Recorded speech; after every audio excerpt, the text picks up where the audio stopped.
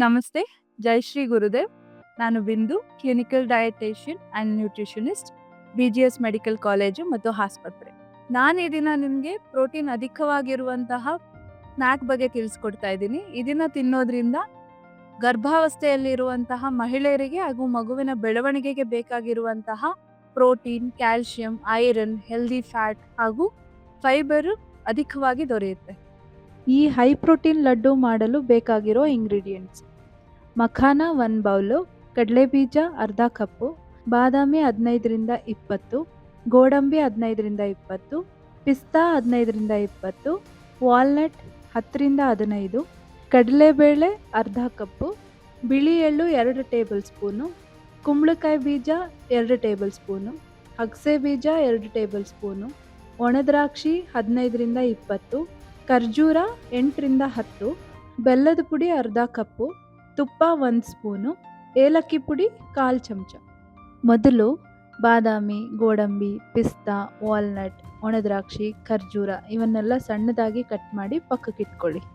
ಈ ಲಡ್ಡುವಿನಲ್ಲಿ ಪ್ರೋಟೀನ್ ಅಧಿಕವಾಗಿರುತ್ತದೆ. ನಂತರ ಮಖಾನವನ್ನು ಮೀಡಿಯಂ ಫ್ಲೇಮ್ನಲ್ಲಿ 5 ನಿಮಿಷ ಗರಿಗರಿಯಾಗುವಷ್ಟು ಹುರಿದು ತಾಯಿಯ ದೇಹದಲ್ಲಿನ ಕ್ಯಾಲ್ಸಿಯಂ ಕೊರತೆಯನ್ನು ತಡೆಗಟ್ಟಿ ಮಗುವಿನ ಬೋನ್ ಫಾರ್ಮೇಷನ್ಗೆ ಸಹಾಯ ಮಾಡುತ್ತದೆ.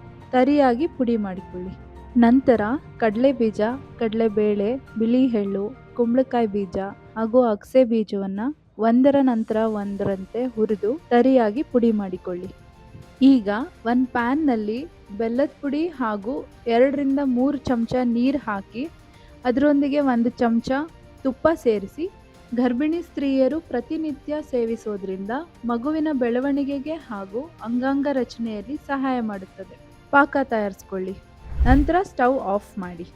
ಈಗ ಹುರಿದು ಪುಡಿ ಮಾಡಿದಂತಹ ಪದಾರ್ಥಗಳನ್ನು ಹಾಗೂ ಕಟ್ ಮಾಡಿ ಇಟ್ಟಿದಂತಹ ಡ್ರೈ ಫ್ರೂಟ್ಸ್ಗಳನ್ನು ಒಂದರ ನಂತರ ಒಂದರಂತೆ ಬೆಲ್ಲದ ಪಾಕದಲ್ಲಿ ಸೇರಿಸಿ ಇದರಲ್ಲಿರುವ ಹೆಲ್ದಿ ಫ್ಯಾಟ್ಸ್ ಮತ್ತು ಒಮೆಗಾ 3 ಫ್ಯಾಟಿ ಆಸಿಡ್ಸ್ ಮಗುವಿನ ಮೆದುಳಿನ ಅಭಿವೃದ್ಧಿಗೆ ಸಹಾಯ ಮಾಡುತ್ತದೆ ಹಾಗೂ ಗರ್ಭಿಣಿ ಸ್ತ್ರೀಯಲ್ಲಿ ಹಾರ್ಮೋನ್ ಸಮತೋಲನವನ್ನು ಕಾಪಾಡಲು ಸಹಾಯ ಮಾಡುತ್ತದೆ ಹಾಗೂ ತಾಯಂದ್ರಲ್ಲಿ ಗರ್ಭಚೀಲದ ಬೆಳವಣಿಗೆಗೆ ಮತ್ತು ರಕ್ತ ವೃದ್ಧಿಯಾಗಲು ಸಹಾಯವಾಗುತ್ತದೆ. ಈ ಲಡ್ಡುವಿನಲ್ಲಿ ಇರುವಂತಹ ಪ್ರೋಟೀನ್, ಹೆಲ್ದಿ ಫ್ಯಾಟ್ಸ್, ಫೈಬರ್ ಗರ್ಭಿಣಿ ಸ್ತ್ರೀಯರಲ್ಲಿ ಎನರ್ಜಿ ಲೆವೆಲ್ಸ್ ಉತ್ತಮಗೊಳಿಸಿ ಬ್ಲಡ್ ಶುಗರ್ ಲೆವೆಲ್ ಬ್ಯಾಲೆನ್ಸ್ ಮಾಡುತ್ತದೆ.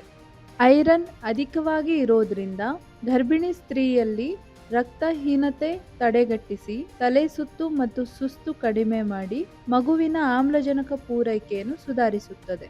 ಇದು ವಿಶೇಷವಾಗಿ ಗರ್ಭಧಾರಣೆಯ 2nd ಮತ್ತು 3rd ಟ್ರೈಮಿಸ್ಟರ್ನಲ್ಲಿ ತುಂಬ ಉಪಯುಕ್ತವಾಗಿದೆ. ಈ ಲಡ್ಡು ಫೈಬರ್ ರಿಚ್ ಆಗಿರೋದ್ರಿಂದ ಇದು ಉತ್ತಮ ಜೀರ್ಣಕ್ರಿಯೆಗೆ, ಹೊಟ್ಟೆಯ ಉಬ್ಬರವನ್ನು ಕಡಿಮೆಗೊಳಿಸಲು ಹಾಗೂ ಗಟ್ ಹೆಲ್ತ್ ಇಂಪ್ರೂವ್ ಮಾಡಲು ಸಹಾಯ ಮಾಡುತ್ತದೆ. ಗರ್ಭಾವಸ್ಥೆಯಲ್ಲಿ ಸಾಮಾನ್ಯವಾಗಿರುವಂತಹ ಮಲಬದ್ಧತೆಯನ್ನು ತಡೆಗೊಳಿಸಲು ಸಹಾಯ ಮಾಡುತ್ತದೆ. ಮಿಕ್ಸ್ ಮಾಡಿ ಬಿಸಿ ಇದ್ದಾಗಲೇ ಉಂಡೆ ಮಾಡಿಕೊಳ್ಳಿ. ಪೌಷ್ಟಿಕವಾದ ಲಡ್ಡು ಈಗ ಸವಿಯಲು ಸಿದ್ಧ. ಈ ಲಡ್ಡುವನ್ನು ಏರ್ಟೈಟ್ ಕಂಟೈನರ್ನಲ್ಲಿ 15 ದಿನಗಳ ಕಾಲ ಸ್ಟೋರ್ ಮಾಡಬಹುದು. ಎಲ್ಲ ಗರ್ಭಿಣಿ ಸ್ತ್ರೀಯರು ದಿನಕ್ಕೆ 1 ಅಥವಾ 2ರಂತೆ ಈ ಲಡ್ಡುವನ್ನು ಸೇವಿಸಬಹುದು.